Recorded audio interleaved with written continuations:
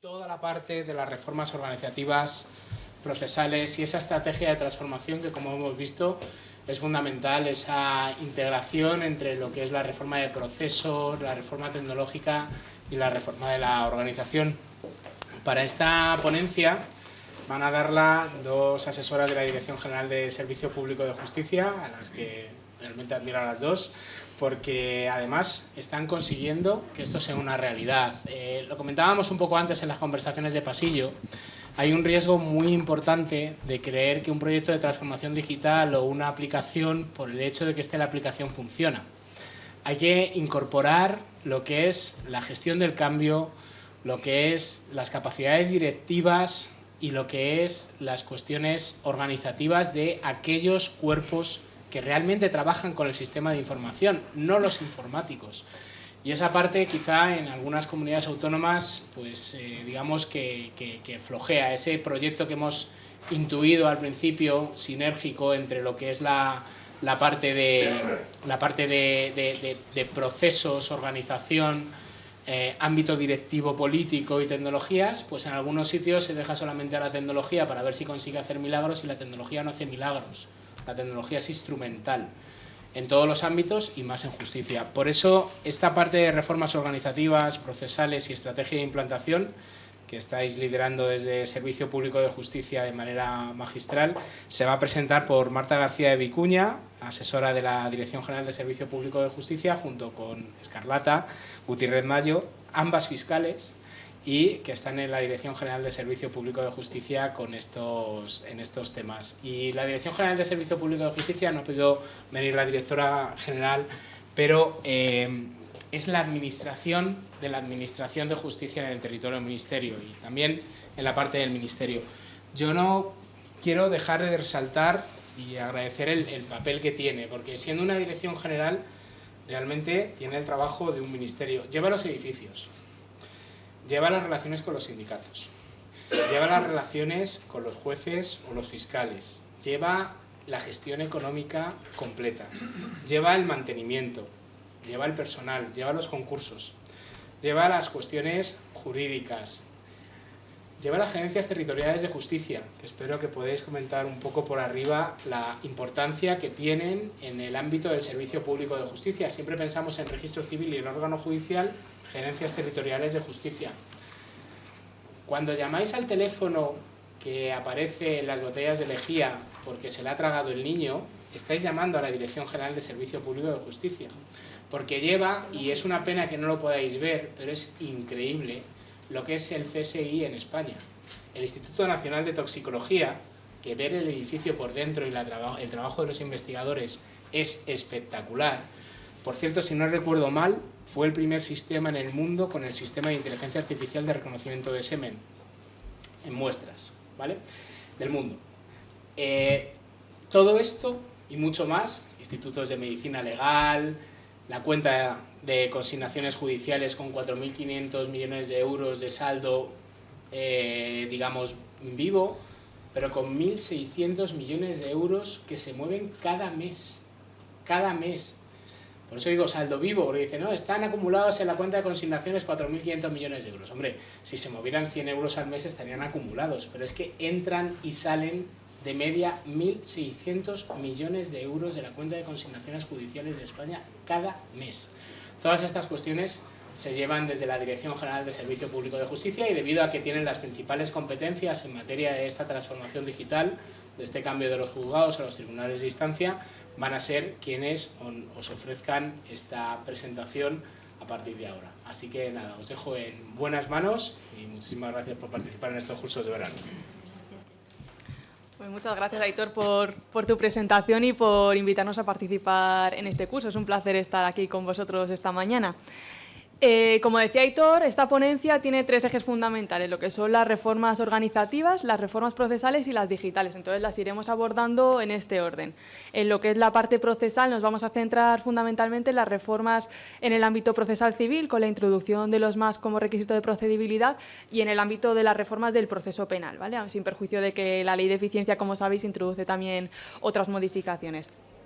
A lo largo de la exposición podéis ir haciéndonos las preguntas que consideréis o si preferís dejarlas para el final, lo que queráis, ¿vale? Lo que queremos que sea participativo, que sea dinámico y que, bueno, que podamos resolver todas las dudas que os puedan ir surgiendo. Entonces vamos a empezar con la parte de la reforma de la parte organizativa. La Ley Orgánica 1/2025 de medidas de eficiencia en materia del servicio público de justicia es uno de los grandes proyectos de transformación de la Administración de Justicia, como ya sabréis en este segundo día del curso. Es una de las grandes transformaciones que se están produciendo en el ámbito de la Administración de Justicia. Diría que es la mayor transformación que se ha producido en décadas. Se detectó, analizando los problemas del servicio público de justicia, que por más recursos que se destinaran, por más recursos económicos, más plazas judiciales que se crearan, etcétera, la satisfacción de los ciudadanos, los plazos procesales para la resolución, etcétera, no obtenían una respuesta equivalente. Entonces, no era solo una cuestión de cuántos recursos económicos se destinaran a este servicio, sino también de cómo se gestionaran. Entonces, la idea de fondo es utilizar los mismos recursos que hay actualmente de una forma mejor organizada, mejor gestionada, más eficiente, que produzca unos mejores resultados, tanto eso en la agilidad de la tramitación de los procedimientos como en la propia satisfacción de la ciudadanía. Me gustaría también destacar, antes de entrar lo que es en el fondo de esta reforma organizativa, que no es un proyecto que haya surgido recientemente. Este proyecto tiene un largo recorrido histórico. Han sido distintos equipos ministeriales, distintos gobiernos de distintos partidos políticos incluso, los que han tratado de impulsar este proyecto. Allá por el año 2009, cuando era ministro Francisco Camaño, se inició este proyecto de idea de los tribunales de instancia y posteriormente en el año 2014, siendo ministro Alberto Ruiz Gallardón, hubo también un anteproyecto de tribunales de instancia que por distintas vicisitudes políticas no llegaron a aprobarse en esos momentos. Pero sí que es un trabajo que lleva un largo recorrido y muchos equipos profesionales detrás. Este proyecto forma parte también de lo que son las tres eficiencias. El proyecto de transformación de la Administración de Justicia es una transformación integral, como comentaba Aitor Cubo, es una transformación que abarca la eficiencia procesal, digital y organizativa, y estos proyectos han ido saliendo a través de distintos instrumentos normativos. El Real Decreto Ley 5/2023 introducía bastantes de las reformas de carácter procesal, pues sí, introdujo cambios en el recurso de casación en los distintos órdenes jurisdiccionales, los pleitos testigo en el ámbito contencioso administrativo. Posteriormente se aprobó el Real Decreto Ley 6/2023, que es el que introduce toda la reforma de la parte digital, que impulsa, bueno, conoceréis los que trabajáis, he tenido oportunidad antes de hablar con algunos de los asistentes que trabajáis directamente en el ámbito de la Administración de Justicia y conocéis perfectamente la relevancia de este Real Decreto Ley 6/2023, que impulsa la presencia telemática en las vistas, en las distintas actuaciones procesales y que de cara a la participación de la ciudadanía y de los profesionales en los procesos, pues ha tenido una gran trascendencia. Y por último, todo este proceso de transformación ha culminado con la Ley Orgánica 1/2025, que introduce pues eso, la parte organizativa y también una parte de la reforma procesal. En el plano de la implantación de esta transformación organizativa de la Ley Orgánica 1/2025, debemos tener muy en cuenta, como comentaba Aitor, la distribución de competencias en el Estado. Como sabréis, el artículo 149.1.5 de la Constitución atribuye al Estado la competencia exclusiva en materia de administración de justicia. ¿Pero qué entendemos por Administración de Justicia? Bueno, pues el Tribunal Constitucional en el año 90 ya interpretó que debemos desligar lo que es la Administración de Justicia en sentido estricto, de lo que es el ejercicio de la potestad jurisdiccional y el gobierno del Poder Judicial, de los medios personales y materiales de la Administración de Justicia, lo que se vino a llamar la Administración de la Administración de Justicia, que sí que puede ser asumido como competencia transferida por las comunidades autónomas. Entonces nos encontramos con una distribución de competencias un tanto peculiar en materia de administración de la Administración de Justicia, porque tenemos 12 comunidades autónomas, que son las que están en azul más claro, que tienen las competencias transferidas, y otras comunidades autónomas que son las que no han asumido esas competencias en su Estatuto de Autonomía, y entonces es el territorio ministerio, que lo llamamos, en los que el Ministerio de la Presidencia, Justicia y Relaciones con las Cortes asume esa función, como decía Aitor, precisamente a través de la Dirección General para el Servicio Público de Justicia.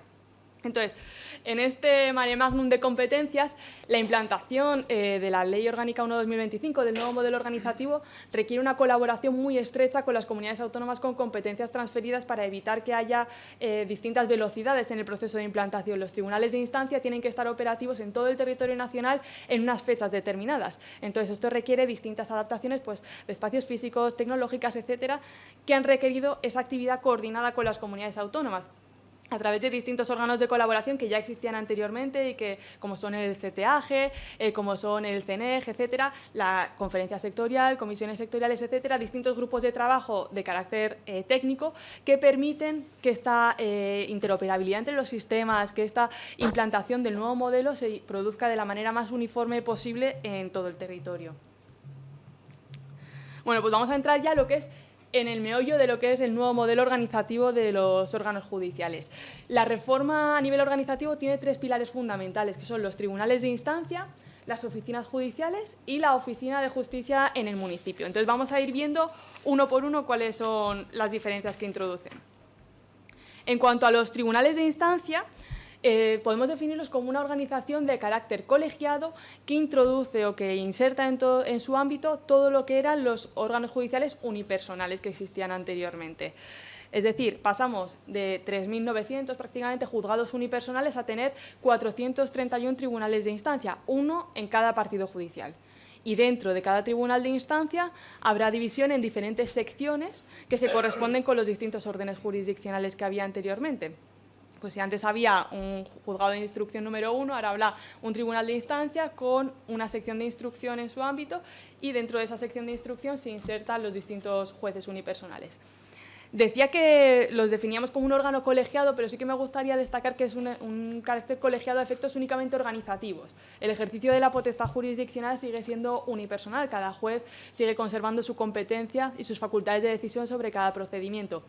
Pero sí que es una estructura colegiada a efectos organizativos, de pequeñas prácticas procesales, etcétera, como veremos a continuación. Entonces, como decía, pasamos de tener una enorme dispersión de órganos judiciales unipersonales, que era una anomalía en derecho comparado. En el ámbito de la Unión Europea no hay ningún Estado que tuviera este número de jueces unipersonales, a tener un tribunal de instancia en cada partido judicial. Da igual lo grande que sea, Madrid, Barcelona, tendrán un único tribunal de instancia, el Tribunal de Instancia de Madrid y el Tribunal de Instancia de Barcelona, que estarán integrados por más o menos secciones y por más o menos plazas judiciales. Cada tribunal de instancia está servido por una única oficina judicial y, por último, vemos que los juzgados de paz sí que se corresponden en el número con las oficinas de justicia en el municipio porque no se ha suprimido ninguno, simplemente toman el relevo, como veremos más adelante. ¿Cuándo entran en funcionamiento los tribunales de instancia? Bueno, pues la primera fase ya está en funcionamiento, ya hay una parte del territorio que son 315 partidos judiciales en los que a día de hoy, ya desde el 1 de julio, son tribunales de instancia, son los partidos judiciales en los que únicamente había juzgados mixtos y en su caso juzgado de violencia sobre la mujer, o sea, los juzgados de pueblo, digamos, de los municipios más pequeños. La fase 2, que afecta a muy pocos partidos judiciales, como veis solo a 16, son aquellos que entrarán en funcionamiento el 1 de octubre y son aquellos en los que primera instancia e instrucción estaban separados y en su caso pudiera haber juzgados de violencia sobre la mujer, pero no tenían órganos de otro tipo. Y por último, la fase más compleja, que es la que entrará en funcionamiento el 31 de diciembre, son pues, el resto de partidos judiciales en los que haya pues, un juzgado de lo social, un juzgado de lo mercantil, etcétera, que da la casualidad que hay algún partido judicial, pues no sé si es Manacor o Mahón, que es partido judicial pequeño, pero que tiene un juzgado de lo social o un juzgado de lo penal. Entonces, pese a ser pequeño, entra en fase 3, pero lo habitual es que se corresponda con las ciudades más grandes, que son los que tienen pues eso, juzgados de violencia, o sea, juzgados de lo social, de lo mercantil, de vigilancia penitenciaria, etcétera. ¿De dónde viene todo esto? Como decía al principio de la exposición, es un proyecto que ha tenido un largo recorrido, que tiene eso, desde el año 2009, 2014, etcétera, que ha habido distintos anteproyectos que trataban de impulsar los tribunales de instancia, pero no solo ha sido desde un plano teórico o legislativo, donde ha habido un proceso evolutivo, sino también desde un punto de vista práctico.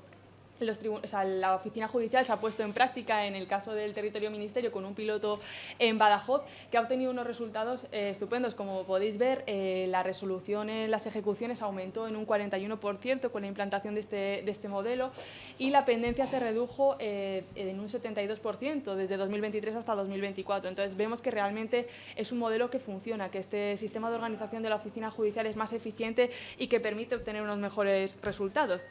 También desde el punto de vista económico, permite una gestión mucho más eficiente de los recursos porque Antiguamente, si había necesidad de reforzar un determinado juzgado, la única posibilidad, al margen digo de los refuerzos coyunturales de poner un juez de refuerzo puntual, un refuerzo real de un partido judicial requería la creación de un juzgado entero, que era su juez, su LAG, sus gestores, sus tramitadores y sus auxilios. No había posibilidad de crear una plaza de gestor o una plaza de juez.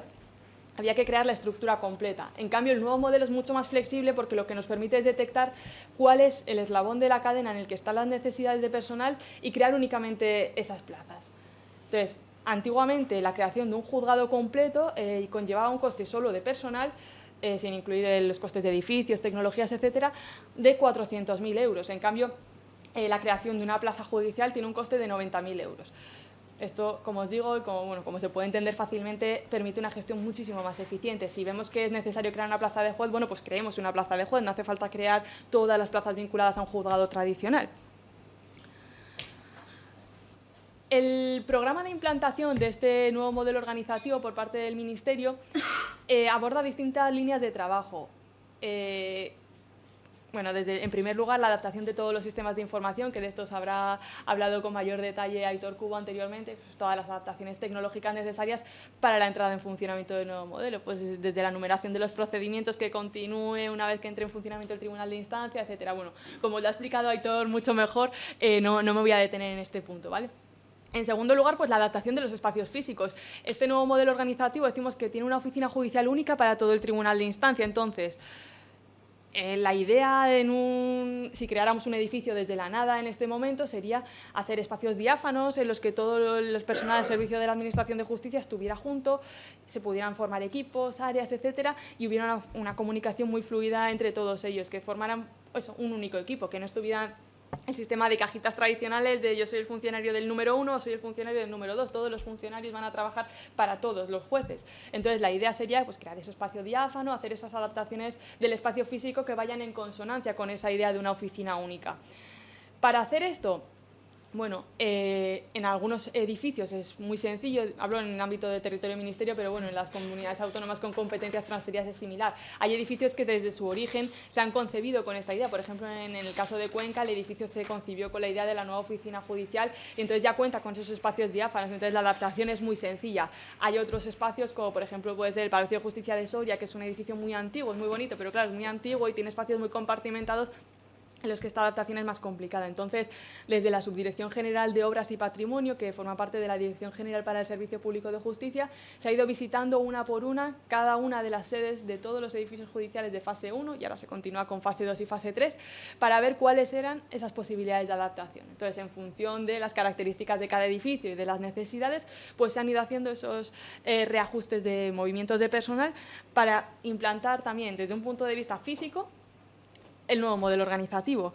En este punto también han tenido una importancia muy destacada las gerencias territoriales que comentaba antes Aitor, porque todo el tema de mudanzas de un sitio a otro, los materiales, hasta el sello que ponía juzgado, ha habido que cambiarlo para que ahora ponga sello tribunal de instancia. Todos esos pequeños detalles que dan visibilidad y que permiten pues, plasmar en el día a día el nuevo modelo organizativo, pues han tenido un papel destacado las gerencias, que son las que han asumido todo este tema.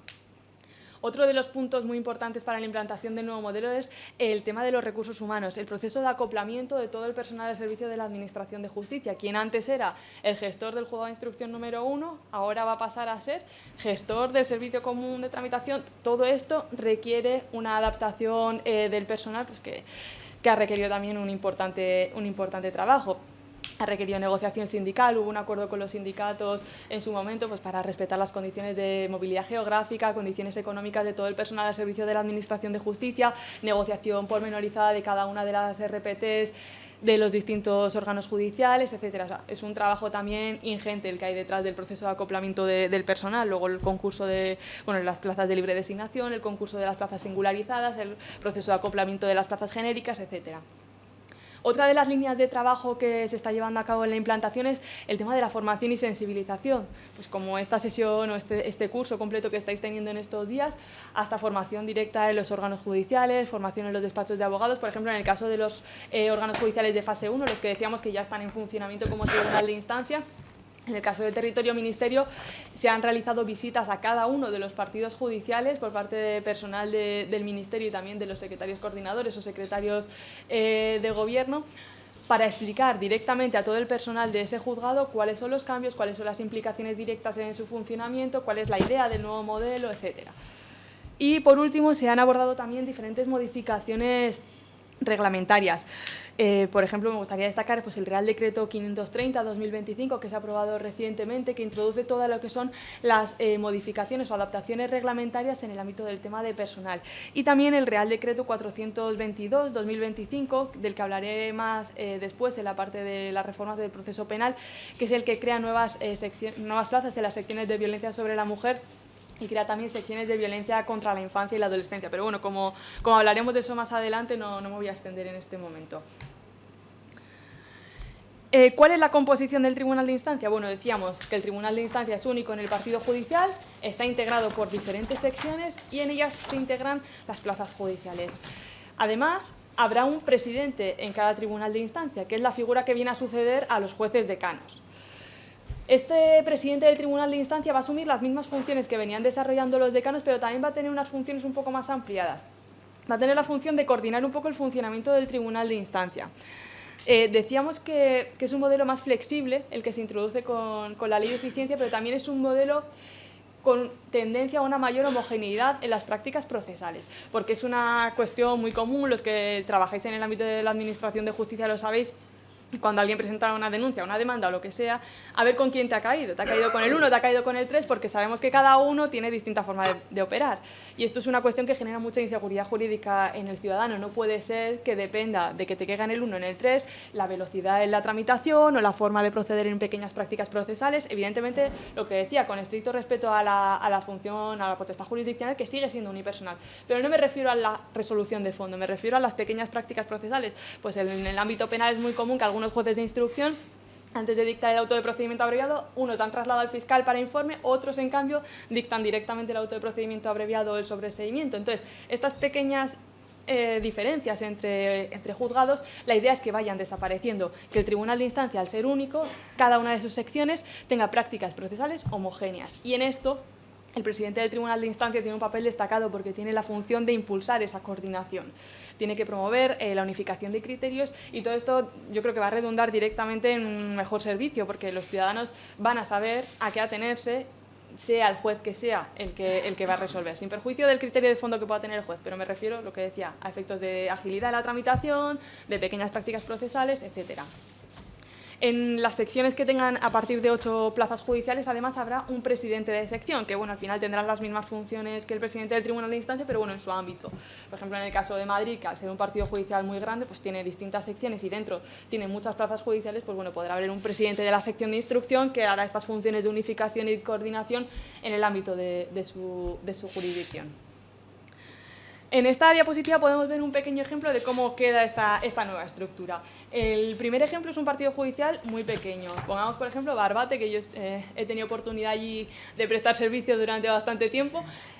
Tiene 2 juzgados de primera instancia e instrucción. Entonces, el juzgado de primera instancia e instrucción número 1 y el 2 pasarán a ser la plaza número 1 y la plaza número 2 de la sección única del Tribunal de Instancia de Barbate.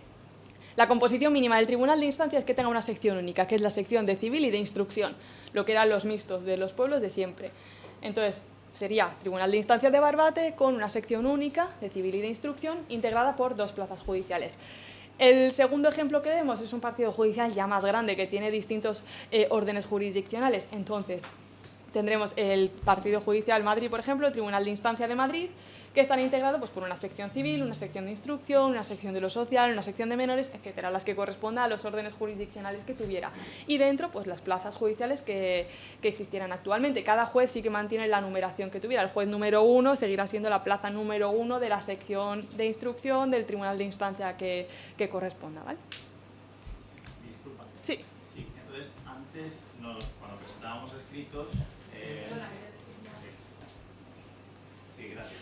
Antes, cuando presentábamos escritos ante los juzgados, al juzgado de instrucción número 53 de Madrid, ahora nos tenemos que dirigir a plazas, o sea, tenemos que poner a la plaza número tal de la sección de instrucción del Tribunal de Instancia de Madrid, ¿no? Eso es. Vale. La palabra juzgado ya desaparece. O sea, yo creo que Vale. el titular de la ley de eficiencia es que la palabra juzgado la borramos del vocabulario. Es la figura del juez sí que sigue existiendo, pero juzgado como tal ya no. O sea, lo correcto ya es plaza, Eso ¿no? es. Esa es Vale. la denominación que utiliza Muy la bien. Ley Orgánica del Muchas Poder Judicial gracias. ahora.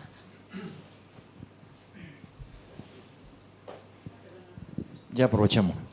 Adelante. Sí. Dos cuestiones. Una, con la implantación, sobre todo la que más nos va a preocupar a nosotros, capitales de provincia, la fase 3, 31 de diciembre. En jurisdicciones, por ejemplo, peculiares como es la jurisdicción mercantil, en la que estarán dentro seguramente del área civil, ¿está clara ya hecha o está ya planteada lo que va a ser la distribución de las diferentes áreas que cubran las diferentes secciones? Quiero decir, por ejemplo, dentro del área civil se entrarán dentro los juzgados de primera instancia, los juzgados de lo mercantil, familia, entiendo los que están dentro de la jurisdicción civil, de acuerdo, área civil. Pero los funcionarios que estamos dentro, ¿podrán ser movidos dentro de ese área? Por ejemplo, los que estén en un juzgado de lo mercantil, ¿podrán ser movidos a otra sección perteneciente al área civil? Porque ya sabéis que hay jurisdicciones especializadas en las que los propios magistrados dicen mis funcionarios que no me los muevan. Y luego, en segundo lugar, ya, claro, esto va a hacer que no se creen nuevos juzgados, sino que se creen plazas judiciales. Vale, eso nos supone a nosotros, a los cuerpos generales y al cuerpo de letrados, que al tener más jueces que nos resuelvan, porque se entiende que el colapso se produce, el cuello de botella, en la resolución, pero necesitamos, o necesitan los enjuiciadores, un cuerpo de gestores, tramitadores y auxilio que le tramiten. ¿Eso también nos supone a nosotros un aumento de la plantilla? ¿O solamente va a suponer aumento de plantilla en la carrera judicial y fiscal? No. No, ¿ya está? Por ahora. Muy bien, muy bien. Bueno, respecto de la primera pregunta, la movilidad de los funcionarios viene determinada por el área en el que se integran. Entonces, si el área es muy amplia y engloba todas esas materias, sí que el LAG, director del servicio común, podrá decidir en un momento de necesidades del servicio que un funcionario que antes hacía funciones de una naturaleza ahora haga otras. Ahora bien, todo depende de cómo se definan las áreas. Esto...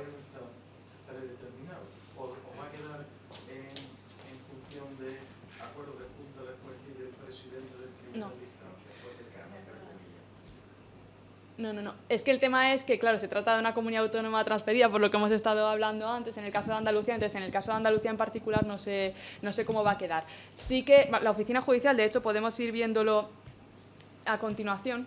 Yo entiendo que el área, o sea, dentro, más o menos lo que sea la información que vamos teniendo, es que, por ejemplo, dentro del área civil, dentro de la NUMO, de lo que es la oficina judicial, cubriría el área civil, cubriría la sección de familia, la sección de lo mercantil y la sección de instancia. Pero ¿qué ocurre? Claro, que no es lo mismo, por ejemplo, el funcionario de gestión, trámite, que puede llevar ya trabajando años en la jurisdicción mercantil y que ahora, por un criterio del, digamos, o el propio letrado de Administración de Justicia, responsable del jefe de área o el secretario coordinador provincial, nos diga, no, tú te vas a dejar la jurisdicción mercantil y te vamos a meter en familia. Auto de familia lo trasladamos aquí a lo mercantil. Sin un criterio, porque claro, va a haber una movilidad funcional dentro, estamos un poco todos asustados de decir, bueno, ¿dónde me pondrán a mí? Bueno, yo creo que lo primero que hay que partir es del sentido común, que la idea es que sea un modelo más flexible, pero para mejorar la eficiencia. No consiste en que si yo tengo un equipo de funcionarios especializados en mercantil, de repente todos ellos pasen a hacer instrucción, porque eso no tiene sentido, porque estás perdiendo el valor añadido de personas que son ya muy expertas por su recorrido profesional en la materia. Entonces, como concepto, la movilidad de los funcionarios viene delimitada por el área en el que se integren. Vamos a ver. Los modelos de oficina judicial son tres, ¿vale? Los modelos de referencia se aprobaron en conferencia sectorial en su momento y posteriormente se concretan en las resoluciones de estructura que cada administración con las competencias asumidas en materia de administración de justicia haya realizado. En el caso del territorio ministerio es la resolución del 5 de marzo de 2025 la que concreta el modelo de oficina judicial de cada tribunal de instancia. Entonces, tenemos estos tres modelos diferentes. El modelo A es el más sencillo, que es de los partidos judiciales más pequeños. Únicamente está integrado por el Servicio Común de Tramitación, que hace todas las funciones. Sería el caso de los juzgados mixtos que hablábamos, pues el caso de Barbate, que son solo, digo Barbate por ser pequeño, aunque Andalucía sea transferida, pero bueno, los sitios pequeños. 2 juzgados, pues lo lógico es que haya un Servicio Común de Tramitación único, todos los funcionarios se integran en él y prestan servicio indiferentemente para los dos jueces.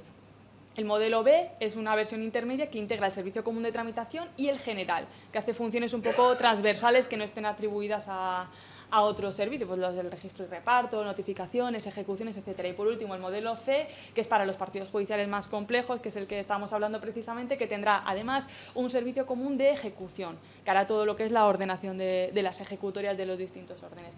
Entonces, dentro del modelo C, cada uno de los servicios comunes puede estar subdividido en áreas. Estas áreas pues, se tienen que definir. Entonces, el área es lo que determina las funciones que puede desempeñar el personal. Entonces, si el área se define de manera amplia, que es lo habitual, porque la idea es que sea un modelo flexible, no para generar ineficiencia, sino todo lo contrario, es que si tú estás integrado en el área de civil, mercantil, familia, etcétera, como concepto vas a poder desarrollar funciones de distinta naturaleza dentro de ese ámbito. Pero existe un LAC director de ese servicio común, que es el que tiene que aprovechar los recursos disponibles de la manera más eficiente. Entonces, lo lógico es que el personal que ya viniera desarrollando funciones de mercantil y que es experto en la materia, que además es mucho más especializada que otros órdenes, pues continúen desarrollando esas funciones. La definición amplia del área simplemente es para que si en un momento dado hay una entrada muy grande de volumen de asuntos de mercantil, por ejemplo, un funcionario que estuviera haciendo únicamente familia pueda prestar apoyo en mercantil o pueda empezar a desarrollar esas funciones con el proceso de aprendizaje que ello comporta, pero el modelo no está diseñado para que de repente toda la capacidad de conocimiento que tengan los funcionarios la perdamos, todo lo contrario, es para intentar optimizar un poco esos recursos. Y en cuanto a la otra pregunta de la creación de plazas, el nuevo modelo no implica que únicamente se vayan a crear plazas de jueces y fiscales, ni muchísimo menos. Lo que permite es detectar cuáles son las necesidades de personal. Entonces, si vemos que lo que hace falta es gestor, habrá que crear solo plazas de gestor sin crear plazas de jueces o de fiscales. O sea, no es que implique no crear puestos de personal de servicio de la Administración de Justicia. Pero parece ser que con la reforma ya de la ley, la que ha llevado ahora huelga a jueces y fiscales, ¿no? Con el plan de estabilización de los magistrados suplentes no profesionales, jueces en régimen de prisión temporal. Parece ser que, y según nos dijo ayer el ministro, de que está prevista la creación de 500 nuevas plazas judiciales para oposición libre y luego en un proceso de estabilización para magistrados suplentes no profesionales y jueces en régimen de prisión temporal, una estabilización de otras 1.500 o 2.500 plazas, creo que nos dijo ayer, total en 3 años unas 3.000 plazas. Entonces, claro, nosotros decimos, bien, perfecto, bienvenidos siempre y estamos siempre, ya sabéis que estamos todos los juzgados y la que tenemos ahora mismo, pues somos una pequeña familia y trabajamos todos al unísono. Pero ¿qué ocurre? Que desde dentro estamos pensando un poco, decir, bueno, si ahora nos aumentan los jueces para resolver, claro, hay que tramitarles los procedimientos. Entonces, la pregunta que nos trasladan compañeros, que venimos en representación de muchos de ellos en la provincia de Málaga y la Comunidad Autónoma Andaluza, nos dicen si podéis consultar 2 cosas. Una, si os pueden decir cómo va a ser la itinerización de los procedimientos judiciales, porque ya sabemos que nosotros lo llevamos por números y conocemos los procedimientos judiciales, están acostumbrados a que los profesionales, abogados, procuradores llegan al juzgado y tú llevas el número 2 y el 4, vale, pues llega el procurador, ¿quién lleva aquí los 2? Y tú llevas un procedimiento desde el inicio hasta la finalización, sentencia y luego la fase de ejecución. Claro, eso ahora se va a perder. Ahora ya todos los procedimientos vamos a llevar como un trocito, una fase, uno de admisión, otro señalamiento, otro juicio, sentencia, ejecución. Entonces, cómo vamos a hacer ahora esa distribución funcional de la itinerización de los procedimientos. Si estamos además, por ejemplo, allí en Andalucía, en Torremolinos, tenemos edificios en 4 lugares distintos, en Marbella en 5, en Estepona hay en 4 edificios distintos.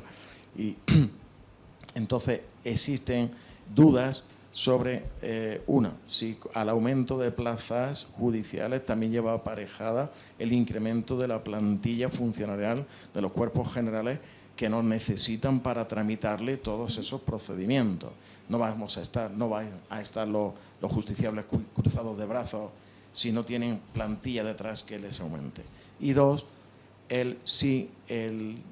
la distribución del trabajo como tal, esa itinerización de los procedimientos va a estar, digamos, estandarizada o va a quedar en manos del letrado que esté al frente de ese servicio común de tramitación, o habrá sobre la supervisión del coordinador provincial, o estamos todos un poco en duda, diciendo ¿qué nos va a venir? Estamos todos un poco asustados, como diciendo, bueno, porque es una transformación y se agradece, por supuesto, todo lo que se está haciendo por vuestra parte, toda eso que vaya por delante, toda la admiración, toda la transformación, seguramente que es un proceso que tardará, pero que dará su buen fruto, pero ahora en el proceso de acoplamiento es el que nos tiene un poco diciendo, bueno, esto cómo son dudas aterrizará. habituales que nos han trasladado también mucho en los partidos judiciales. Como decía, en la fase de formación de etapa 1 nos hemos desplazado nosotras personalmente y otros compañeros del Ministerio a las distintas sedes judiciales, y el personal nos ha trasladado estas y otras inquietudes similares que son normales, pero que yo creo que hay que superar, que el nuevo modelo organizativo no viene para destruir todas las estructuras, destruir todo el conocimiento que teníamos, ni muchísimo menos, sino para utilizarlo de manera más eficiente, para que con los mismos recursos podamos ser más resolutivos. Entonces, la creación de plazas.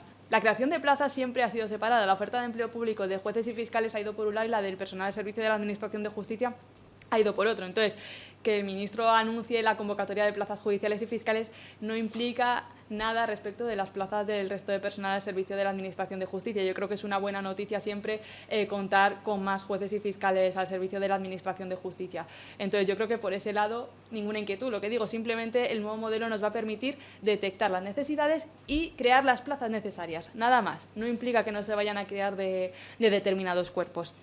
En cuanto a la distribución de los números de los procedimientos entre los distintos funcionarios, la distribución del trabajo se lleva a cabo, como digo, partiendo del modelo de oficina judicial, las áreas, equipos que se formen dentro, y luego existen unos protocolos de actuación que en el caso de Territorio y Ministerios han trabajado con los secretarios de Gobierno y secretarios coordinadores provinciales, que son los que aterrizan más en la distribución del trabajo dentro de cada partido judicial. A ello se suman las funciones de dirección que va a tener el LAG director de cada uno de los servicios comunes y que va a poder concretar un poco más pues, cuáles son esas necesidades. Al final va a ser el jefe de la oficina y va a decidir dentro del marco de la normativa vigente, dentro del marco de los protocolos de actuación que existen, que son una norma vinculante para los letrados de la Administración de Justicia como estructura jerárquica que son, pues va a ser el que organice esa distribución de la carga de trabajo atendiendo a las necesidades del servicio, como ocurre en la Administración General del Estado y como ocurre en el sector privado en cualquier ámbito laboral. Vamos a continuar, sí que si no, se nos va a echar el tiempo encima.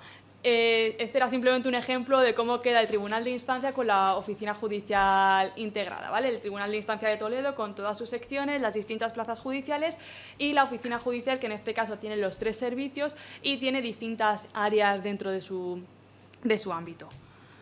En cuanto a las oficinas de justicia en el municipio, muy brevemente para poder dejar tiempo al resto de los temas que tenemos que tratar, suceden a los juzgados de paz. La figura del juez de paz se mantiene y existirán, igual que había 7.700 juzgados de paz, 7.700 oficinas de justicia en el municipio que van a ser como el punto de conexión más directo del ciudadano con la Administración de Justicia. Van a tener conexión a través de videoconferencia con los órganos judiciales, van a tener acceso a certificados de Administración de Justicia, pues antecedentes penales, etcétera. Y la idea es, pues eso, facilitar una proximidad del ciudadano, que la víctima de violencia sobre la mujer que no quiera desplazarse hasta el órgano judicial pueda ir a prestar declaración a su oficina de justicia en el municipio más próxima y por videoconferencia se conecte directamente con la sección de violencia sobre la mujer. Vamos a pasar ahora ya a la parte de las reformas procesales y os dejo ya con mi compañera Escarlata con el tema de la parte procesal civil. Gracias. Me pasas tú la esta cuando yo te diga, ¿verdad? Dale. No, yo mando. Sí. Buenos días a todos. Voy a recapitular un poquito, aunque ha empezado mi compañera, para que veamos el sentido, y es además el título de nuestra ponencia, de nuestra presentación, que se quiere hacer estas reformas procesales, organizativas y digitales para hacer parece obvio, pero hay que decirlo, más eficiente el servicio público de justicia. Cualquier organización, y las instituciones públicas no se pueden quedar atrás, tiene que ser eficiente. No por ser servicio público tenemos que ser ineficientes, todo lo contrario. Tenemos que ser intentar ser los más eficientes. De ahí vienen todas estas reformas. Lo ha dicho, porque voy a hablar de los medios, de los MASC, pero quiero recapitular esto. Marta lo ha dicho antes, es verdad que sin duda hace falta inversión, siempre hace falta inversión, pero se estaba viendo que solo con inversión no se estaba consiguiendo, bueno, mejoras o desatascar los juzgados. Se estaba viendo también, y poco se habla de ello, que en un mismo partido judicial con 3 juzgados, uno podía estar hundido y los otros no. Poco se habla de ello. Se estaba viendo que si caía, y eso lo sabemos todos, determinado asunto en una mesa de un funcionario, porque no estaba el funcionario, porque estaba de baja, porque estaba mal repartido, ese asunto no salía de ahí. Y eso no es un servicio público de calidad, el ciudadano no tiene por qué sufrir eso. Eso es lo que pretende, en gran parte, lo que ha explicado. No solo eso, pero lo que ha explicado Marta de esa reforma de hacer un pool de funcionarios, una oficina como tienen en muchas otras empresas o instituciones. ¿Es la panacea? No, nada lo es. Pero la idea que viene de fondo es esa, ¿no? No tenemos por qué tener un pequeño mini reinos, que eran mini reinos, los juzgados, todos los que estáis en la administración lo sabéis, nosotros lo sabemos, y además esto está trabajado y asesorado por gente que hemos estado y estamos en la Administración de Justicia, esto no ha caído del cielo, estamos jueces, fiscales, letrados de la Administración de Justicia, que estamos de asesores en el Ministerio. Por supuesto, luego cuando se empiece a caminar se irán viendo cosas que se irán cambiando, pero esa es la idea que hay de fondo. A esto se une una también transformación que habéis tenido la suerte de oír a Aitor, que es maravilloso, hablar después de él siempre es mal, pero bueno, haremos lo que podamos, una transformación digital que ya lleva mucho tiempo y que os diré, porque yo desde que estoy en el Ministerio hemos estado en foros internacionales, que estamos a la cabeza de transformación digital a nivel europeo y me imagino mundial, no lo sé, pero europeo seguro, ¿no? Tenemos una transformación digital brutal, casi toda en territorio promovida por lo que llamamos territorio ministerio, pero que en el seno del CTAG, ese comité técnico de la Administración Judicial Electrónica, se pone en consonancia con el resto de comunidades, porque hay un problema, lo ha dicho Marta, es un problema, un desafío, que la Administración tributaria no le pasa, pero a justicia sí. Tenemos comunidades autónomas con competencias transferidas en los medios y esto lo provoca, es más ineficiente. El compañero Rafael, si no me equivoco, nos ha hecho unas preguntas que nosotras ya resolvimos porque en territorio ministerio hemos estado yendo a cada uno de los pueblos explicando y reuniéndonos con los funcionarios, con la oficina judicial, 2, 4 horas las que hacían falta y nos decían todo esto. Se conoce que en Andalucía no lo han hecho o no lo han debido hacer, o se conoce que en Galicia, no lo sé, estoy hablando por hablar, pero esto provoca esos cambios y cuando hay que afrontar reformas tenemos problemas añadidos y esto hay que decirlo de manera y ponerlo aquí en este tipo de cursos y aún así se hace el esfuerzo, pero es un esfuerzo que en otras administraciones no les pasa. Bien, y a nosotros nos pasa por esa sentencia del Constitucional que muchos no comprendemos, que entendió que los medios materiales se podían dar a la administración, a las comunidades autónomas y en digitalización igual, pues no sé cuántos eran, 12 sistemas de gestión, 8 sistemas de gestión procesal que no se comprenden entre ellos, pues esto nos va generando problemas. Digital, organizativa y procesal. Dentro de la procesal os he contado este rollo, pero lo quería poner un poco para que veamos dónde estamos. Dentro de la procesal tiene 2 pilares esenciales la ley. Lo que ha explicado Marta, esta reforma organizativa que ha generado pues, tensiones como todos los cambios, pero yo creo que la idea y que va a ser positiva. Y luego tenemos otra pata de esta ley de eficiencia, la Ley Orgánica 1/2025, es la introducción de los medios alternativos de solución de conflictos, que los llamamos MASC, ¿vale? Eso también ha generado, como todo, ¿no? Bueno, polémica, controversias. Yo creo que aquí hay un compañero que ha preguntado por demandas, pues supongo que está trabajando en tribunales y hay que ver cómo se va rodando con esto, ¿no? Pero la idea de introducir estos medios alternativos de solución de conflictos como un requisito, ¿no? Para poder presentar la demanda, etcétera, es intentar desatascar, que las cuestiones ni siquiera tengan que llegar a los juzgados, ¿vale? Tengo aquí, os digo algunos datos, pero tampoco quiero hacer yo aquí una propaganda ni que parezca un anuncio, pero un proceso de mediación es hasta 10 veces más ágil y hasta 4 veces más económico que un procedimiento civil o mercantil ordinario.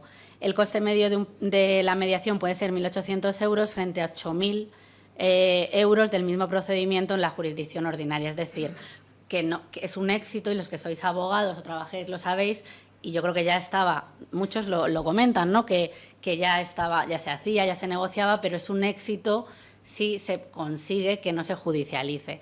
Y además, bueno, yo siempre lo digo cuando hablo de Musk, este dicho, ¿no? Pleitos tengas y los ganes. O sea, te puede durar el procedimiento un montón, luego que se consiga ejecutar, todo esto lo sabemos, ¿no? Entonces, si se consigue, ya no solo por desatascar, es que la justicia se hace más ágil, el ciudadano, la ciudadanía puede tener antes su resolución. Generalmente se entiende, yo cada vez que explico lo de los Musk, y que me corrija quien a lo mejor tenga más conocimiento, que la solución a la que se va a llegar va a ser mejor, porque al final estás negociando y la persona, el magistrado o magistrada, por mucho que le dedique tiempo, por mucho que tal, no conoce igual, no tiene todos los datos. Generalmente cuando es una solución consensuada va a ser una justicia más adaptada, más ágil, de mejor calidad, ¿no? Al final, que es lo que se está pretendiendo con todo este tipo de reformas. También es cierto, porque prefiero deciros cosas así que deciros, que ahora lo diré, los medios que hay, porque eso podéis leer la ley y ahí yo no aporto nada, no voy a venir aquí a leer artículos porque no me necesitáis. También es cierto, y somos conocedores de ello, que fomentar una cultura del acuerdo, además en una cultura como la nuestra, no se puede imponer por una ley. O sea, esto requiere muchísimo más, o sea, no vamos a nosotros a provocar que haya este cambio, porque yo oigo las críticas, aparte estoy en redes y me empapo de todo lo que la gente, o sea, no estoy ajena al mundo. Esto puede quedar en papel mojado, como todo puede quedar en papel mojado, pero puede ser una oportunidad, una palanca que sí que provoque el cambio. Yo, por ejemplo, que he ido a muchos foros con esto de derecho sanitario, me han ya puesto en ese ámbito, estoy en todos los de derecho sanitario, ellos lo acogen muy bien. A mí me ha dejado sorprendida, porque ellos ya utilizaban mucho en reclamaciones sanitarias, aseguradoras, pacientes, tal. No sé si estáis familiarizados con este ámbito, es muy específico. Ellos ya utilizaban mucho los medios alternativos, o sea, no sin que vinieran en la ley, pero ya los usaban mucho, a veces incluso con una disculpa del médico bastaba. Bueno, ellos ya tenían una serie de sistemas, incluso plataformas, entonces esto para ellos ya va rodado, están súper contentos, pero porque tienen esa cultura en ese ámbito. Nosotros, es verdad, bueno, depende del plano, grandes despachos, grandes asuntos, pues efectivamente incluso arbitraje, tal, porque ellos son conocedores de lo que implica meterse en un procedimiento. El compañero que está en mercantil pues lo sabrá, ¿no? Lo que van tardando, etcétera, y bueno, esto afecta a todo el sistema financiero, ¿no? Porque si no te funciona bien un sistema judicial, a lo mejor no inviertes en ese país. Todos sabemos lo que nos estamos jugando. Y es verdad que esto no va a ser pues igual, la panacea puede ser, pero puede ser una palanca de cambio que permita que esto se vaya instaurando. En Italia, por ejemplo, que conocemos el ejemplo, se implantó, ¿no? Se implantó también con una ley y con más cosas, porque la propia ley habla, esta ley habla de que hay que hacer campañas de difusión, de conocimiento, de cómo vamos haciendo en estas cosas, en otros foros, porque es que si no esto al final, bueno, pues puede ser lo que digo, papel mojado. Italia ahora es el líder en mediación europeo. En 2022 tramitaron 136.000 mediaciones con una tasa de éxito del 30%. Pues, hombre, todo lo que se aligera, lo que se consigue antes que se puede tener la resolución y cobrar, pues efectivamente, a lo mejor prefiero cobrar 6.000 antes que 12.000 no sé cuándo, por ejemplo, ¿no? Con todo los costes que se van haciendo en eso. Entonces, la idea, como digo, es esa, desatascar, pero también conseguir una justicia de mayor calidad a los ciudadanos. Se ha dicho, porque lo sé, que si se dificulta el acceso, bueno, no sé, hay que cumplir el requisito, pero ahora vamos a ver, yo creo que lo tengo en la... Bueno, ahora vamos a ver, porque la ley es en eso muy, muy extensa, que el propio artículo de la ley, el artículo 2, cuando digo la ley me estoy refiriendo todo el tiempo a la Ley Orgánica 1/2025, la de eficiencia. En el artículo 2 tiene esa definición que veis ahí, que es muy amplia, o sea, vale cualquier medio, ahora lo vamos a ver, vale cualquier actividad negociada. Terminamos a las 2, ¿verdad? Más o menos. Sí. Vale cualquier actividad, voy a decirlo a sintético, vale cualquier actividad, incluso negociación directa de las partes, negociación de los abogados. Por supuesto, luego habla de otras, ¿no? Tenemos mediación, la conciliación privada y la pública, que ya tenía, la mediación tiene su ley de 2012, la conciliación, una oferta vinculante, ahora lo vamos a ver, un tercero neutral, derecho colaborativo. Tenemos diferentes medios, pero no te obliga a utilizar uno en concreto, podría ser yo negociando con la parte, los abogados negociando.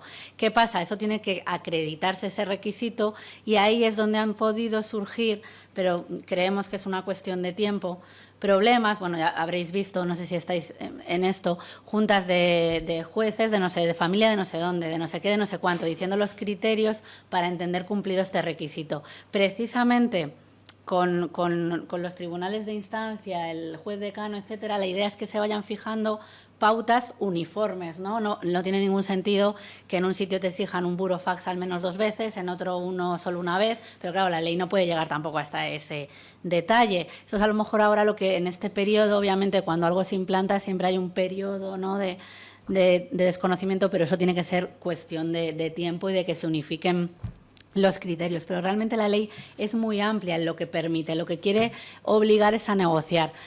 Y a veces dicen, bueno, ya negociábamos, pues bueno, habrá quien sí y habrá quien no, y no en todos los asuntos. Sí que es verdad que esto, no sé si lo he puesto, está en otra lámina, el ámbito de aplicación es en principio civil y mercantil, ¿vale? Civil y mercantil, y hay cuestiones que están excluidas, viene también en la propia ley. Yo os recomiendo que lo miréis, porque los artículos, o sea, es muy grueso todo lo de la eficiencia organizativa, pero lo de la mediación son muy poquitos artículos y se ve muy bien. Os recomiendo que los ojeéis, porque yo lo voy a decir por encima, pero está excluido, por supuesto, penal, por lo menos por ahora está excluido laboral. Laboral ya tienen su propia conciliación, ¿no? ¿Se llama? Sí. Concursal y contencioso administrativo. Se entiende que, bueno, que la relación con la administración pública todavía ha quedado fuera en la fase de los tribunales, pero oye, a lo mejor es cuestión de ver cómo va funcionando y poder ampliarlo. Hay materias, como os digo, excluidas, están, si lo queréis ver, en el artículo 5.2, ¿no? Todo lo que sea urgente, derechos fundamentales, tal, pues no vas a obligar a seguir este proceso, que aquí viene cómo se puede ir desarrollando. No sé si aquí me he dejado, bueno, esto lo vamos a ver. Bueno, excepciones, cuestiones de urgencia. La asistencia letrada, en principio, es preceptiva únicamente para una de las modalidades, que es la oferta vinculante, salvo que sea de poca cuantía, pero es cierto que si la parte se va a hacer valer en este procedimiento de un abogado, lo tiene que decir a la contraria por si quiere, está cubierta por la asistencia jurídica gratuita si son beneficiarios. También hemos hecho los cambios pertinentes y se va a trabajar en hacer estos cambios pertinentes para que esté cubierta, como digo, por los letrados del turno de oficio. ¿Qué más os puedo? Bueno, sí, se termina. Obviamente, estos procedimientos suponen una interrupción de la prescripción, la caducidad, etcétera, ¿no? De lo que se pueda hacer para las correspondientes actuaciones, bueno, para poner la correspondiente acción. ¿Qué más os puedo contar así como cuestiones relevantes? Bueno, dice el artículo 8 que hay una preferencia por los medios telemáticos. Esto siempre se mete, en particular si es una cantidad que no se da de 600 euros, pero en general se quiere promover que se pueda hacer la propia negociación, incluso pues una reunión de Teams, una videollamada, con la mayor flexibilidad, un correo electrónico, etcétera. Luego también hay un tema de confidencialidad y protección de datos. No se puede, el proceso de negociación y los términos de la negociación son confidenciales, pero hay que ponerlo en relación con que hay que acreditar que se ha llevado a cabo la negociación y no ha llegado a buen término, porque si ha llegado a buen término, salvo que se pida al juez homologar, ni llega a eso al tribunal, ¿no? Claro, ¿esto cómo se hace? Bueno, pues ahora luego vamos a ver, no sé si os ha hablado Aitor, de una herramienta, PIMASC, que ha desarrollado el Ministerio con la idea de poder dejar esto acreditado, pero bueno, esto no hace falta que sea, esto es para facilitar, sino sí que es verdad que tendría que estar pues el nombre de las partes, el asunto, pero no el grueso de la negociación, lo que se ha ofrecido, etcétera. Todo eso no, pues por ejemplo, la oferta vinculante, que se ha emitido una oferta vinculante tal y que no ha sido aceptada, pero obviamente no hay que entrar. Eso también genera ciertos problemas, se dice, cuando la negociación pueda ser por correo electrónico, porque la ley de defensa prohíbe que se puedan aportar correos electrónicos. Bueno, esto puede generar una serie de cuestiones que, como digo, hay que ir viendo según se van dando, ¿no? El artículo 10 de la ley nos habla precisamente de acreditar ese intento de negociación. Aquí dice ese documento firmado por ambas partes, te dice también si una parte no lo quiere firmar, pues hay que pasar 30 días.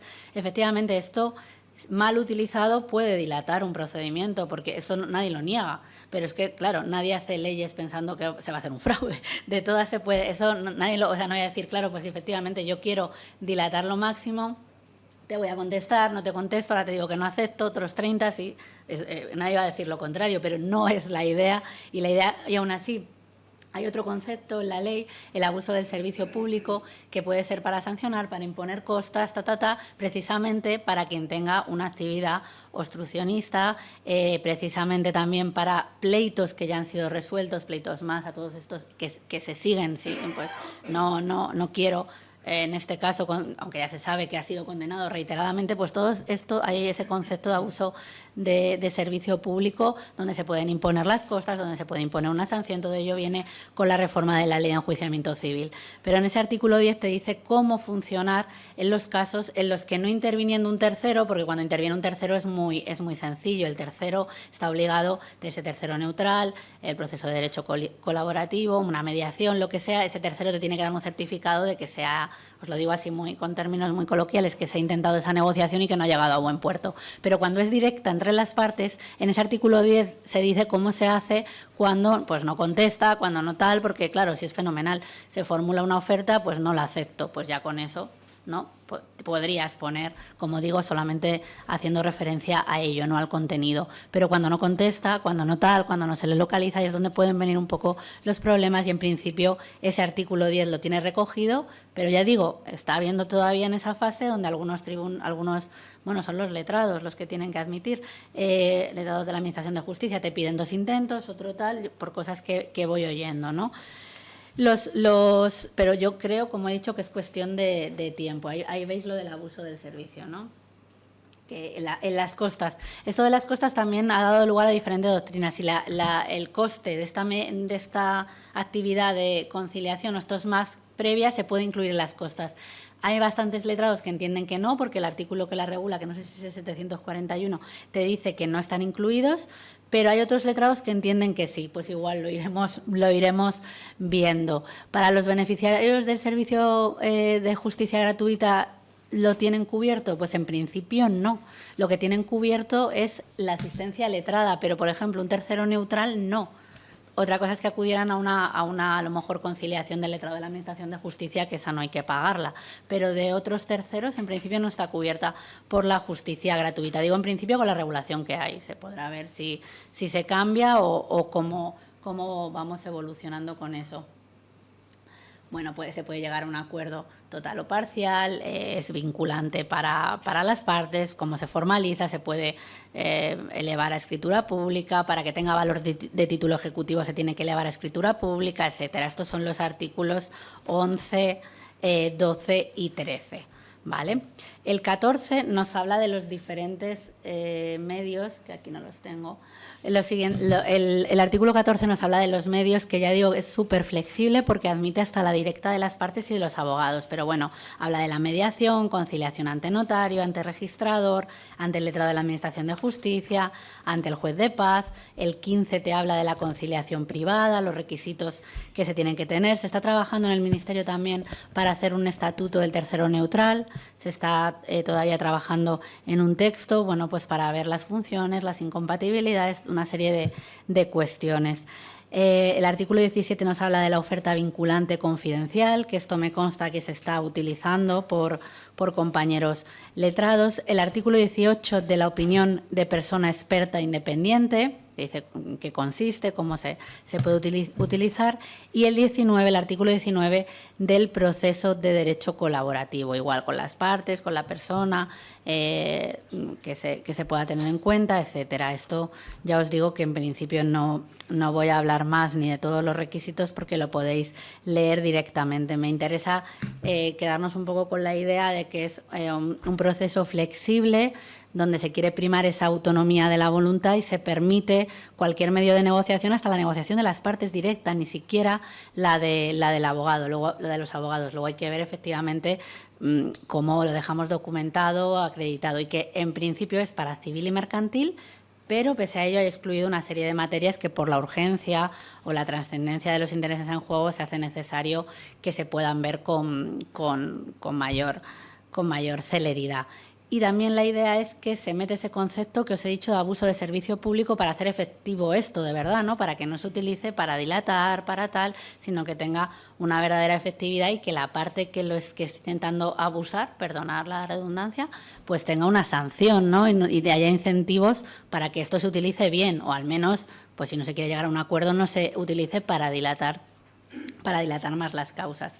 Como os digo, que no sé si he metido aquí pero vamos, viene en otras láminas. Tenemos, esto se han puesto también unos medios electrónicos, unas herramientas por parte de la Dirección General que lidera Aitor de Transformación Digital para ayudar a hacer cumplir este requisito, que es esta herramienta PIMASC, donde se meten los letrados, operadores jurídicos, no las partes, sino los operadores jurídicos, y allí pueden dejar acreditado ese intento de negociación. Da como una hojita que eso luego lo presentas en el juzgado.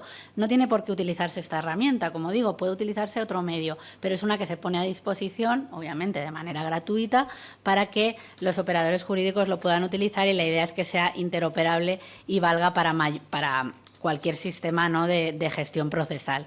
Luego también hay otra herramienta que han desarrollado que se llama, esto lo podéis ver en la página web del Ministerio, SEMASC, que es PIMAS significa punto de interoperabilidad de más.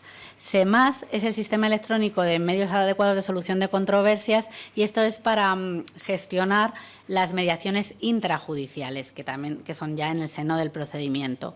Y luego, aparte, en la página web del nuestro ministerio está toda la información de los servicios que se pueden hacer, un poco con la idea que veíamos ahí de dar visibilidad a esta herramienta, a esta posibilidad y todo lo que puede desarrollar.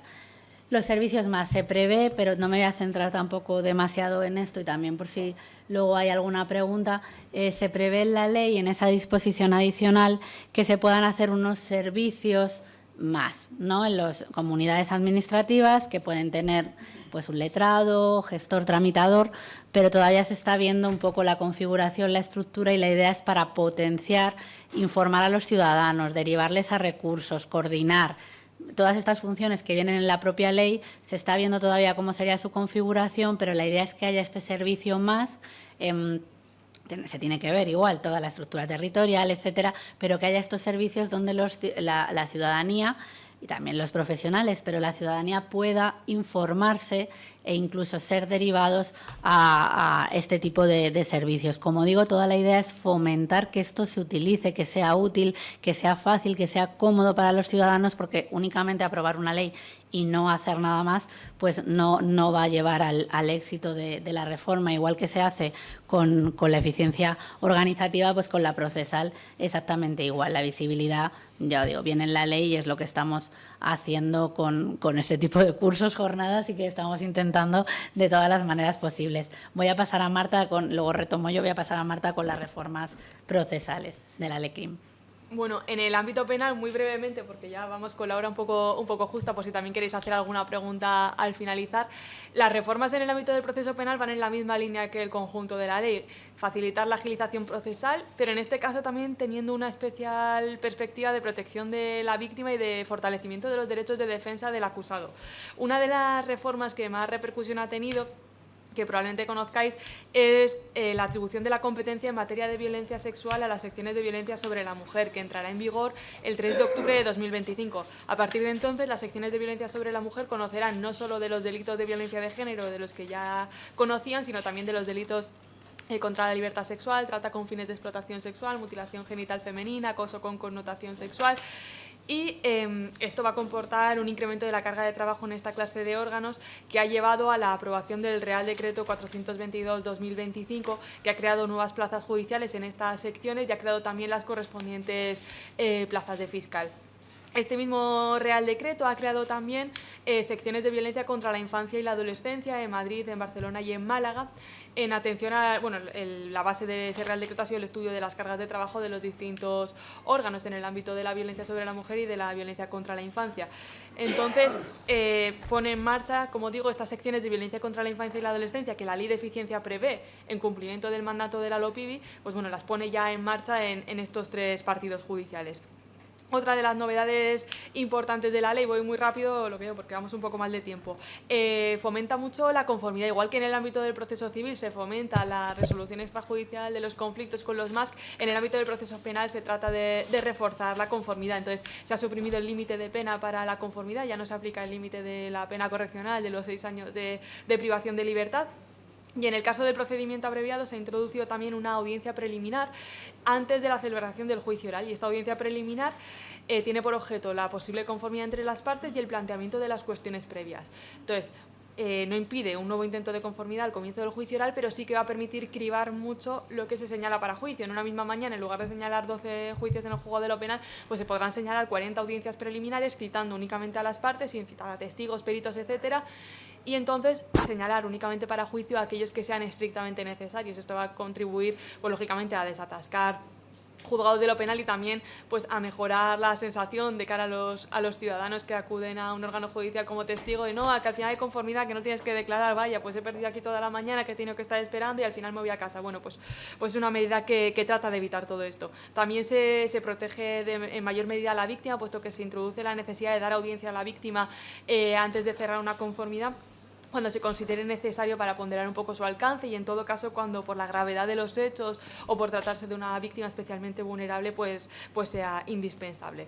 En cuanto al fortalecimiento del derecho de defensa, bueno, el letrado deberá informar por escrito al acusado de los términos de la conformidad, y se ha establecido un límite más específico para la posibilidad de la celebración del juicio en ausencia, porque antes la Ley de Enjuiciamiento Criminal establecía que no se podrá celebrar en ausencia si la pena solicitada era privativa de libertad superior a 2 años. Pero claro, no sabíamos si ese límite se aplicaba individualmente a cada delito o a la suma total de los delitos por los que se sostenía la acusación. Si acusamos por 3 delitos y por cada uno de ellos pedíamos 1 año y 9 meses de prisión, depende de cómo interpretáramos ese precepto, se podía o no celebrar el juicio en ausencia. Si lo aplicamos individualmente, sí; si sumamos, excedemos los 2 años. Entonces ahora se ha establecido expresamente, para una mayor seguridad jurídica, pues eso, que será 2 años de prisión o la suma de todos los delitos, un máximo de 5 años, para que se pueda celebrar el juicio en ausencia. Además, se ha introducido el derecho del acusado a declarar en último lugar, que era una práctica que algunos órganos judiciales venían admitiendo, porque algunos letrados así lo solicitaban, pero que no era la práctica más habitual. La Ley de Enjuiciamiento Criminal no lo decía expresamente, pero el usus fori, como se suele decir, era que el acusado declaraba en primer lugar con la idea de fijar un poco los hechos controvertidos y luego practicar la prueba. Había letrados que pedían que el acusado declarara en último lugar y, como digo, algunos juzgados lo admitían, pero no era lo general. Entonces, se ha regulado expresamente este derecho, que además no sustituye al derecho de última palabra. En esta visión de tratar de fomentar la agilidad, se ha ampliado también el ámbito de aplicación del juicio rápido para introducir también el allanamiento de morada del artículo 202 y la usurpación del artículo 245, y se han introducido otras pequeñas medidas, pues como por ejemplo, si se ha hecho el ofrecimiento de acciones en la policía judicial, pues que no tenga que comparecer personalmente el denunciante en el órgano judicial para reiterar ese trámite.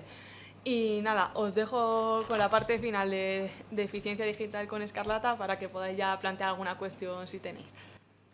Gracias, Marta. Nada, esto lo vamos a ver rápido porque lo mismo ya os lo han comentado, pero en tema de eficiencia digital se ha hecho, como digo, gran trabajo y gran avance. Ahí tenéis un poco de datos, ¿no?, de Carpeta Justicia, no sé si la conocéis, ahí podéis ver cualquier ciudadano, las notificaciones, etcétera, sin perjuicio de tener representación letrada. Ahí tenéis los datos de accesos al expediente judicial, a la sede judicial electrónica, al punto de acceso general, toda la interoperabilidad en la que se ha estado trabajando. Y me voy a esto que es, yo creo, más interesante. Ha habido, en transformación digital en el Ministerio se ha trabajado en diversas iniciativas que seguro que Aitor ya las ha explicado, y en temas de inteligencia artificial, que está tan de moda, se han realizado 2 patas, intento yo siempre decir, que me perdone Aitor, que lo habrá explicado 1000 veces mejor que yo, pero una breve mención. Ha habido una serie de herramientas para los operadores jurídicos, que son precisamente la segunda parte de los datos. No sé si con esto puedo señalar. Ahí, pero no aquí. Esta parte, ¿vale? Esto sería para los operadores jurídicos porque son tema de documentos, ¿no? De clasificación de documentos, análisis documental, ahí lo veis, ¿no? Para jueces, fiscales, letrados de la Administración de Justicia, para facilitarte el trabajo y ser más eficiente. Pero es que luego los de la parte de arriba directamente redundan o son en beneficio de la ciudadanía, porque se han automatizado procedimientos que se pueden automatizar. No vamos a sustituir a un juez de familia y le vamos a poner un juez robot y le damos un asunto de familia y que decida, no, aparte que no se puede hacer, ¿no? Pero sí que hay determinados procedimientos que se pueden automatizar. La cancelación de antecedentes penales, tenéis ahí los datos, los que estéis en penal, esto tiene que ser automático, pero no lo era, se tenía que solicitar, y no, bueno, al final aparecía en la hoja histórico penal antecedentes que tenían que estar cancelados. Esto ahora está automatizado. Las concesiones de nacionalidad que tenían ahí hubo un atasco de concesiones y efectivamente cuando se desarrollaron, mira Aitor, estoy hablando justo de vuestras herramientas de automatizar procedimientos que han sido en beneficio de la ciudadanía directamente, ¿no? Los de concesión de la nacionalidad, donde pone CDCJ, las cuentas de depósitos y consignaciones judiciales. Este me parece especialmente interesante por varios motivos, entre otros porque bueno, manejan, como ha dicho antes Aitor, una cantidad de dinero tremenda que no podemos llegar ni imaginar, pero es que para la ciudadanía son esenciales, ¿no? Cuando se consigna una indemnización por una responsabilidad civil, los alimentos, cuando hubo huelga de letrados de la Administración de Justicia, eran servicios esenciales, precisamente las pensiones de alimentos que estuvieran consignadas en las cuentas de consignaciones y depósitos, porque si te han consignado ya tu indemnización, tu pensión de alimentos, pero por motivo X no se hace efectiva porque el letrado esté de baja, porque tenga asuntos, pues imaginaos cómo puede afectar eso directamente a la ciudadanía. Pues esto permite, obviamente alguien lo supervisa, como todo, pero permite que sea mucho más ágil, más efectivo y al final, pues en esto las máquinas se pueden equivocar menos de lo que nos equivocamos las personas. Los monitorios también, no sé si conocéis este tipo de procedimientos, Rafael, sí, ¿no? Pues, esto es los fiscales menos en cuestiones de competencia, pero ya vamos a hacernos expertos. Estos son procedimientos que la cuantía que se reclama es pequeña y están muy fáciles de tramitar, ¿no? Hay un título, da oposición, y todo eso se puede hacer.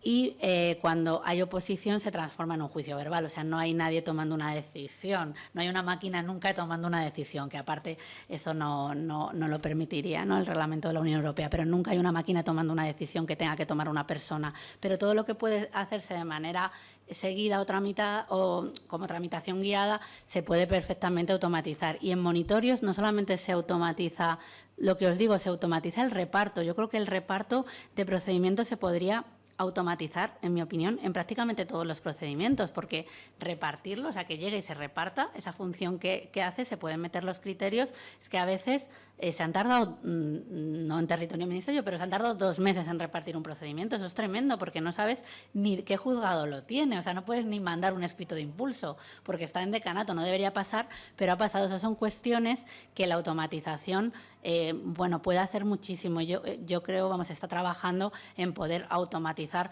muchos más procedimientos. Luego, aparte, que supongo que lo ha explicado también a Aitor, todas las iniciativas, que ese sí que viene del Real Decreto 623, de toda la inmediación digital, de potenciar que se puedan utilizar.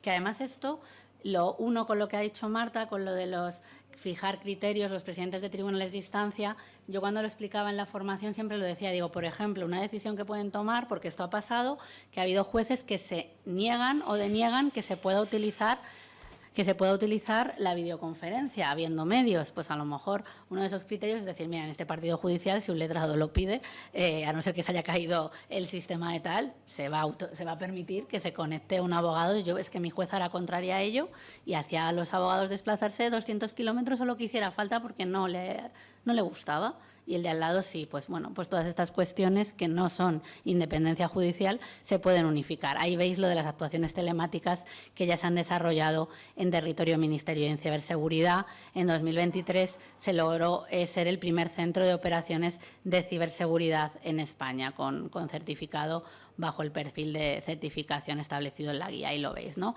Hay muchísimas actuaciones en esta materia que además, como ha explicado Aitor, voy a pasar, bueno, ahí veis cuáles son las ideas de cómo se mejora el sistema con estas reformas, ¿no? Que son 3 patas: organizativa, procesal y digital, todo unido y en la misma idea de podemos invertir en medios, pero con los que tengamos vamos a ser lo más eficientes posible, ¿no? Para prestar el mejor servicio de calidad, el mejor servicio público de justicia a la ciudadanía.